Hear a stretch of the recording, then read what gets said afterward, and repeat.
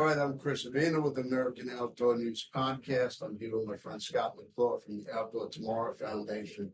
Scott, great to see you. Chris, great to see you. And it's been a whirlwind, which we'll talk about, but it's been great. Now, we've known each other a minute and haven't seen you in a while. And, you know, Outdoor Tomorrow Foundation has gone through some changes lately.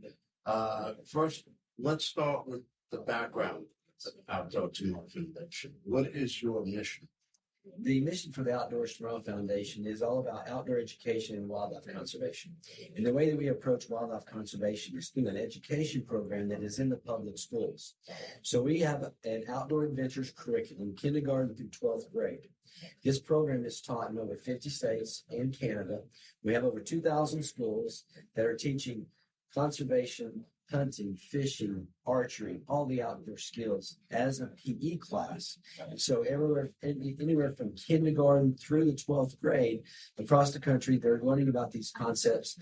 Instead of playing dodgeball, instead of playing volleyball or things in normal PE, these children are learning lifelong skills for the outdoors. Many of them are going on their first fishing trip. Many of them are with their first hunting trip. They're learning about the Pittman-Robertson funds, where wildlife gets their resources, and why we have wildlife today as a sustainable resource.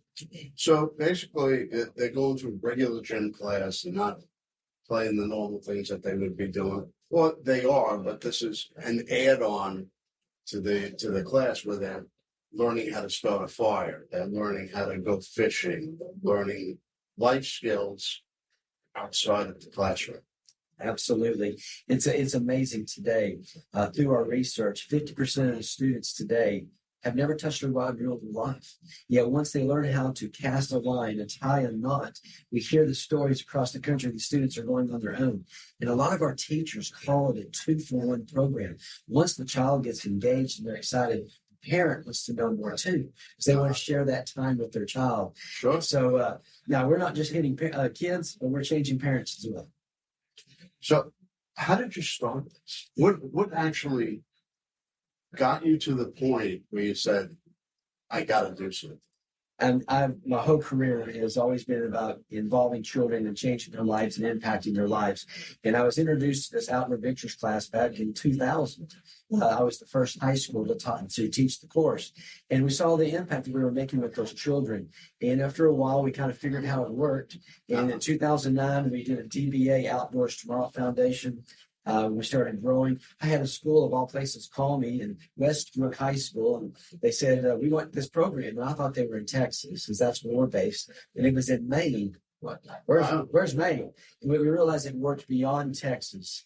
And today we're in all 50 states. The key here is we impact children. The schools love it because we target children that are not involved in school. They get involved with this class. They want to be there, improved attendance, improved self-esteem. They have improved grades because they're in school. So the school loves it. But at the same time, they learn the passions and things that we love about the outdoors in a non-invasive environment through physical education. Now, I remember I went to one of your teacher trainings in Queens, New York, of all places. And it was packed. Yes. And they were having fun and they were learning the curriculum and how to actually teach the kids instead of just being a lesson class. It's a hands-on class. Yeah, during that teacher training, a lot of the teachers were skeptical because they wanted to learn more. And once they realized there's a lot of green spaces there in the New York City area, and there's a lot of those that are stocked with fish, they opened their eyes. Went, we can teach this. And I remember one teacher who had a real thick Brooklyn accent. We were building fires, and he said, we're never going to learn how to do that. And I said, you know what? If we have a power grid failure for 3 days, you're going to want to know how to build a fire. He said, give me that. Boy, he was going to town. And I can report today that those teachers are teaching survival skills and fishing today. Well, let's take a little bit of a step back here with the accent. Now, here we are in Nashville, Tennessee at the Safari Club International Convention. People need to relearn their history. Yes. Because the settlers were in New York long before they were in Tennessee or Texas. So why are we the ones with the accent? I wish I could tell you, but I'll promise you this: regardless of the accent and regardless of who you are, we can all appreciate and love the outdoors. But in today's society, who's going to teach our children? And that's why we rely on our physical education teachers in our program to impact and make a change. Yeah. And now, being from New York, how many schools are you in New York? Right now, just in the greater New York City area, there's probably close to 90 schools that are using our curriculum there. But across the state, it's well over 100 schools. But I have a waiting list. Now, for instance, I know a lot of schools in the Buffalo area that want the program. Nationwide, we have a list of over 2,000 schools that want the program today. But as we all know, budgets and funding for public schools are lacking. Yeah. And so when you look at the hierarchy in the school, physical education is kind of at the bottom. So while it costs a little bit of money to get our curriculum, it's a one-time fee, and it really averages out to about $10 a student. It's not a lot. But even at that, schools are challenged. So which really leads to where we are today, is that we are looking at a situation today where we have some resources to impact the next 2,000 schools. Okay, so a school wants to sign on. They don't have the budget. Yes. What have they had to do? So in the past, the principal or the school district may lean on their PTA or PTO balloon. They may look at some other resources. There's a lot of federal grants called ESSER funds, Title X and Title IX funds in these different areas, and they would lean on those. But after COVID, a lot of those federal funds have been cut. Yes. So these schools are now scrambling to maintain their programs. But a lot of times it's a grassroots effort. They'll reach out to the community to find out. Or they may reach out to a conservation group, like an SCI chapter, says, would you help us buy this program? And that's the beauty of the program. Once a chapter engages with these students and engages with these schools, whenever they have an event, they can invite those children and their parents to come to their chapter events. Yeah. And then the sky's the limit. You have a lot of schools that create after-school clubs, archery clubs, sporting clay teams, bass fishing teams, or just outdoor clubs, because they're hungry. They're excited. Let's give them those opportunities. It's presenting an opportunity, especially in the urban areas where they don't have the opportunity to learn about the outdoors. Fishing, bow hunting, camping. They don't have those opportunities. Here, you're giving them the skills to do it on their own, do it with friends, do it with family. It's really a remarkable program. We hear it across the country where a child had never camped, had never hunted, had never fished, and they'll come in Monday morning and they'll show the teacher the pictures. Guess what I did this weekend? Because our research shows after every unit, we have over 40 outdoor units. After every unit, about 20% of those kids are ready to go. And so really it's a challenge to everyone within our audience today is take a child hunting, take a child fishing, take them outdoors because they're ready to go. We just need to be able to bridge that gap. Technology has come to the point where it's taken over our lives.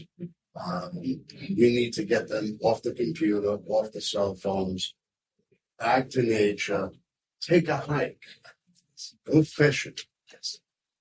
Camping is great. I love camping as a kid. We have two new units, wildlife photography and birding. And just for students that want to go out and just take pictures of the wildlife. And it may be nothing more than an insect or a bug, but to them it's a brand new world because they really never took the time to see it. Yeah. And when you expose the outdoors to them, great things can happen. It may be a kindergartner who's with a parent that's investigating the outdoors. The next thing you know, that child wants to know a little bit more. And it fosters that drive within them. And by the time they're third, fourth, fifth grade, they're camping, they want the next step. And we're excited, and I'm passionate about this. I'm a blessed man to know that kids get to change their lives through the outdoors. So what's next for Outdoor Tomorrow? Well, we have gone through a change just recently. Safari Club International is working with us directly. They're going to be able to provide us some resources and some grants to help us achieve our goal of not only reaching 200,000 students per year, as we currently do, but really to double that to maybe 400,000, maybe 500,000 students every single year of children that will learn and appreciate our natural resources. Well, to grow from a grassroots non-for-profit to 200,000 students a year is a tremendous accomplishment.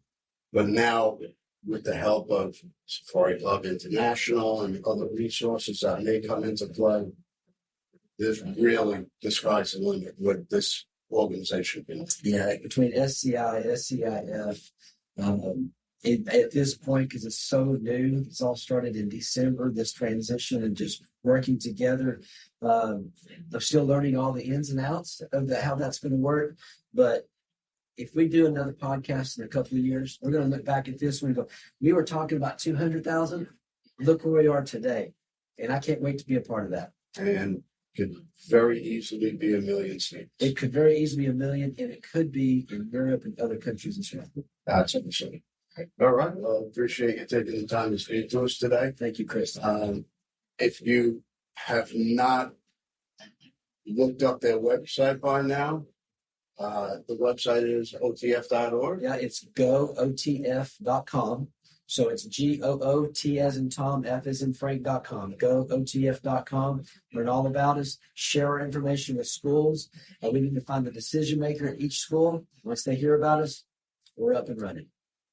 All right. And if you have not already subscribed to the American Outdoor News podcast, hit that subscribe button now. I want to thank Safari Club International, Underwood Ammo, and Hunt of a Lifetime for presenting this episode. And go to our website, subscribe to our magazine. It's free, and we'll see you again next week. Thank you. All right. We love our children. We protect them. We guide them. We prepare them for life in the world. With all that we do, from deep in our hearts, we cannot control all things. Life-threatening illnesses and disabilities affect far too many of our children each year. While we cannot change the circumstance, we can make dreams come true. Dreams to provide hope, to provide spiritual healing and strength, to provide moments of happiness and relief in the hardest of times. We can give a glimmer of light and hope in a time of darkness and despair. Join huntofalifetime.org to help make dreams come true, to provide hope for children with life-threatening illnesses and disabilities. Hunt of a Lifetime is a nonprofit organization fulfilling dreams for hunting and fishing trips to youth 21 and under with life-threatening illnesses and disabilities. Visit huntofalifetime.org to learn how you can make a difference.